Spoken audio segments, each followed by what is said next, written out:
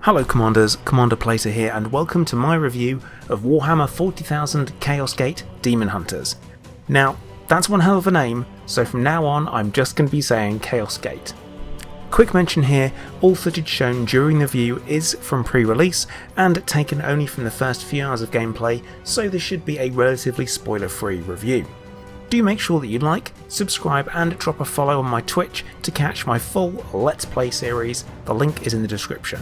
Right, onto the review. Chaosgate is a turn-based strategy game in the vein of recent games like XCOM and Gears Tactics. It's produced by Complex Games and published by Frontier Foundry. It's set in the 41st millennium in a grimdark future of only war. You take control of a squad of super soldier space marines, in particular a strike force of Grey Knights, who are specialist demon hunters. The game sees you pit against the forces of one of the four Chaos Gods, Nurgle, the Plague Bringer, the Lord of Disease.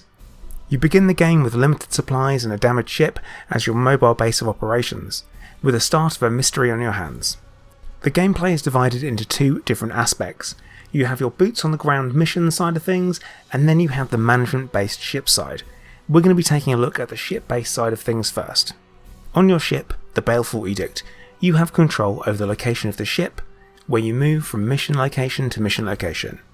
This is all timed and based on the length of the journey. A number of days will pass depending on how long the journey is. This is all executed through the galaxy map. Research projects continue to be worked, and your knights will heal during this time too. When there are no missions available, you will have the opportunity to simply advance time. Events will continue to pass, like the aforementioned night healing and the research projects being completed. After a certain amount of time, 3 mission locations will appear, and you will have to choose which one to go for. The missions are only available for a set number of days, and you have different rewards and risks listed, so you have to pick your targets wisely. During my playthrough, I've been moving myself back to the centre of the map when no missions are available, so I tend to limit my travel distance when the next set of missions pop up. Travel times also have some risk to them, as there can be random encounters that require your attention when traversing the galaxy, from an encounter with a Space Hulk or a Warp Eddy. Unfortunately, the whole event is just a short conversation with your crew that results in no actual gameplay, but has an outcome that provides a buff or debuff to your ship and your relationship with your crew. I have to admit my disappointment with the lack of gameplay here, as when I encountered my first Space Hulk, being a veteran of a classic board game, I thought I was in for some interesting missions, but there was no mission, just results. Something to keep in mind with these encounters is that upgrades that you have actually spent time researching can be undone as an outcome, so make your decisions carefully. There are resources to be managed from the ship too, ranging from requisition, seeds, servitors, grimoires, and prognosticars. To briefly cover a little bit about what these are and how they're earned, requisition is acquired through the Grand Master Report and mission rewards. It's basically used as money to recruit new knights and purchase upgrades for your armoury.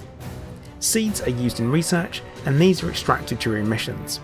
These can be easy to miss if you're not paying attention, so do keep your eyes open. Servitors are your workforce. These are given as mission rewards, and with the right upgrades to your ship, are generated automatically. Servitors are consumed during upgrading and repairing of the Baleful Edict. Grimoires are mission rewards. These increase your research speed. Finally, onto prognosticars. These are a rare resource in the early game, and you attune them to a system on the map which will allow faster travel between adjacent systems, as well as reducing levels of the bloom in the systems connected. A good spread will be highly beneficial to a successful campaign. Upgrades to your forces and abilities are carried out in 2 different locations on the ship, the Manufactorum and the Libris Malleus. The Manufactorum is managed by a tech priest who has a connection to the ship and will follow your instructions to work to upgrade the ship and the facilities it offers for faster travel speed, larger barracks to house troops, better gun batteries, or even the Exterminatus. The resource used to make upgrades is measured in servitors and time in days. The higher the level of the upgrade, the more resources consumed and time is required. In the Libris Malleus, Inquisitor Fakir is present to control your research into the bloom as well as stratagems. The stratagems themselves, once researched, can be used during missions and give benefits like additional healing, combat buffs like increased action points or critical strike chance. These are researched using the seeds you have gathered during missions. Research into the bloom directly will drive the story forward, while spending time researching more aspects of the tech tree will lead to additional buffs to your prognosticars and help slow the spread of the bloom and offer additional stratagem slots in combat. When it comes to research, you must decide carefully which path to take, as only one project from the Manufactorum and one from the Libris Malleus can be carried out at one time. You can either specialise early or be diverse to prepare for upcoming challenges. Both have their benefits and both have their drawbacks. Another thing to consider with your crew is that Lunetti the Tech Priest and Vakir the Inquisitor are often at odds in ideologies, and some conflict can arise during conversations. It will be up to you to resolve the conflict, and the outcome can lead to a buff to one of the research speeds and a debuff to the other. Your research might be lagging, but you've done a lot of ship upgrades, maybe siding with Vakir for the research boost is the way to go. To actually engage in the missions, you need to select one of the bloom presences on the galaxy map to travel to. Once you arrive, the mission can begin. The first thing you need to do is pick your squad for the mission. You are limited to 4 knights, and taking a spread of different classes is definitely advisable. The different classes are made up of the Interceptor, which is a fast melee class, the Justicar, which is a heavily armoured melee tank, the Purgator, which is a ranged specialist class, and the Apothecary, the healer. All the classes are capable of ranged and melee combat, but with various success based on their abilities and equipment. The squad choice for me so far has been 1 Justicar, 2 Interceptors, and an Apothecary, as this seems to settle very well with my playstyle, but I can see myself changing things up on subsequent playthroughs. Before beginning the mission, you have the opportunity to switch around your loadouts and pick which knights you want to take. Constantly taking the same 4 knights is a mistake though, as you'll end up with 2/3 of your barracks stuck on level 1 and a weak spot in your squad if one of your knights was to die. There are different types of missions available, but most of them will be completed when all enemies are destroyed.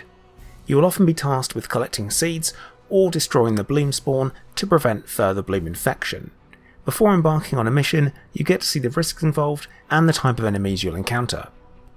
You'll sometimes be offered the opportunity to complete a glorious deed during a mission. This is an extra challenge within the mission where you gamble a requisition point in exchange for an extra reward if you complete the challenge.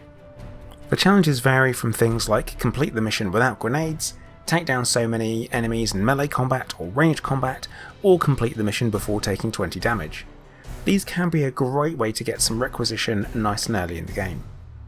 Once the mission begins, you really get into that squad commander mindset. You know your troops, you know their abilities, and hopefully you know how to use them. So at last we actually get to talk about the actual missions and the tactical gameplay itself. The missions are turn-based. Each knight will begin the turn with 3 actions and 5 will points. Moving up to 5 spaces on the map will cost 1 action point, 10 squares will cost 2, 15, 3 action points. Moving around the map is pretty satisfying. It turns out the Space Marines don't just open doors, they kick them down, and can climb up sheer walls with as much zeal as they happen to fight. The basic move commands give you the functionality to path your movements rather than just click and hope you don't run through a fire. Firing a weapon will cost you 1 action point, as well as a melee strike. Your knights also have special abilities like Force Strike, which will cost both an action point and a will point, but cause additional damage or effects. Unlike other turn-based strategy games, XCOM, I'm looking at you, Chaosgate gives your knights the opportunity to build up momentum in combat by taking out enemies. As you kill the Chaos forces, you get the chance to earn additional action points. If you execute a stunned enemy, you will earn an additional will point. As you can imagine, this can cause a battle to quickly switch in your favour, and I have to say I really like this. Space Marines are meant to be the toughest of the tough and be able to run at 60 miles an hour, so really you should feel unstoppable at times, and having troops that can teleport across the map, take out 2 enemies at the same time, then teleport back into cover really adds to that feeling. Another aspect of combat that really ties into the lore of Space Marines is the amount of training they have been through. Your Grey Knights will not miss a target they can see. It's as simple as that.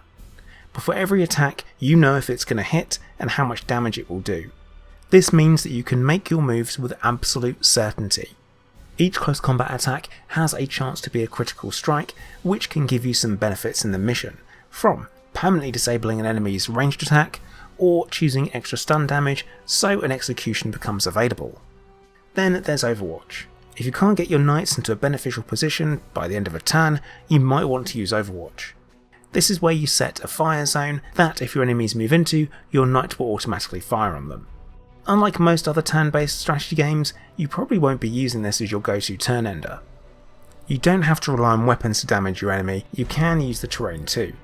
Now, this was really briefly explained during the tutorial, and I was left puzzled how to detonate barrels and knock over statues, until I realised that some things have to be shot, whilst others pushed. There are also interactables on the map that can be used to gain seeds and refresh your action points, so keep your eyes open for these. I'm going to give grenades a quick mention here, as they are a special piece of kit. I've recently found out that you can blow enemies clean off the edge of the map and they die automatically when you use them, so I'm a huge fan of them. Plus the ability to take out large numbers of low ranking enemies at the same time is fantastic. Unfortunately for your Grey Knight squad, where there is chaos, there is the warp, and with the use of force powers comes warp surges. As the game goes on, the warp surge meter fills at the end of each turn. Using your knight's powers will also increase the rate this fills at, and once full, something is going to happen. Something bad for you, but good for chaos. It could be enemies are resurrected, have their armor buffed, or their attacks cause additional effects, amongst other things. Grey Knights aren't invincible, and when your knights lose all their hit points, they become downed. Now, they will self-revive after a few turns at 50% hit points. But if the knight is downed again during the mission, they are out for the rest of the mission. The wounding mechanic is a little bit complicated, so I'm not going to cover it here. We're going to be talking about that a little bit later on in the review in the post-combat section. Every moment of combat feels cinematic. Kicking doors down, throwing grenades, even just running across the battlefield. The bloom infection feels repulsive, and the enemy design is just real enough to where you think they look normal, then you spot they have a tentacle coming out of their backpack. Grey Knights look spot on when it comes to the 40k miniatures, and it feels like they've been brought to life to be these unstoppable human tanks of wrath, and the combat is almost perfect, with my only criticism being that it often feels like there's one set of rules that apply to you and another to the enemy. Now, this isn't strictly negative, and can lead to some interesting turns in combat you weren't expecting. I like that through the earning of action and will points, you're encouraged to play aggressively, but if you overstretch your squad, you're going to know about it. After a successful mission, you're given the rewards. As mentioned earlier, these are specified when taking the mission, and they will be made up from the various resources needed to run your ship, research, or there'll be new war gear and new knights ready to join your squad. This is where requisition is spent, and as you already know what type of rewards you're getting, you should be spending it wisely. During the mission, your knights will have been earning experience points based on their actions. More kills, more experience. When a knight is ready for promotion, you're notified, and you can pick their upgrades by spending ability points. You only get 2 per level to spend, so spend wisely. You want to really take your time deciding on what you want to spend your upgrade points on. Certain abilities and upgrades really suit each other. If you have an apothecary to level, maybe pick the increased healing or extra war gear slot so you can heal twice in a turn. Specialisation to your playstyle really seems to be key, and some of the advanced powers are very powerful indeed. Wounded Knights are also highlighted at the end of a mission. Wounded Knights can still be brought into future missions with reduced hit points, and these will heal over time. As mentioned earlier, down Knights have their own mechanic. If a Knight was down during the mission, they will show as being critically wounded afterwards. These Knights will take time to recover before they can be fielded again, at which point they will have been equipped with something called an augmetic, and will have their stats affected in a minor way. Grey Knights can only sustain so many critical wounds as a resilience stat will allow before they are out of action for good. Again, the status of your ship and its upgrades can play a part in the recovery speed of your Knights and the experience earned. After every 60 days pass, you receive a report session with the Grand Master, Varden Kai, Chapter Master of the Grey Knights, who is voiced by Andy Serkis no less. During this time, you'll be making your report on the current progress of the bloom, and conversations will be held with options. These conversations again will have repercussions going forward as you either side with Fakir, Lunetti, or Ektar. You are also given the chance at the Grandmaster reports to spend requisition to increase the level of equipment rewards you receive after missions. Once a Grandmaster report is done, the cycle of looking for the next mission and completing the story continues. Okay, time for the pure opinion stuff. As a fan of the old school XCOM games and someone that used to play Warhammer 40k as a kid, I love this game so far. The graphics are solid, the music is atmospheric, and the level designs make me wish my battlefields as a kid looked like this. But there have been a lot of hit and miss Warhammer 40,000 games over the years, and I've got to say I put this up there in the hits section along with Space Marine, Kill Team and Dawn of War Soulstorm. The gameplay is similar enough to other tactical games like the recent XCOM remakes and Gears Tactics that fans of strategy games can quickly jump over even if they are unfamiliar with the lore. And the gameplay is also simple enough that the 40k fans who might not be familiar with turn-based computer games can also jump right in. The mission variation is enough that you shouldn't get bored, and some of the mechanics like the warp surges introduce enough so the game feels fresh. I'd be more than happy to see a DLC pit the Grey Knights against the other 3 Chaos Gods. I want more gameplay. It's not completely perfect, and I have to criticise some of the design choices, especially with your crew.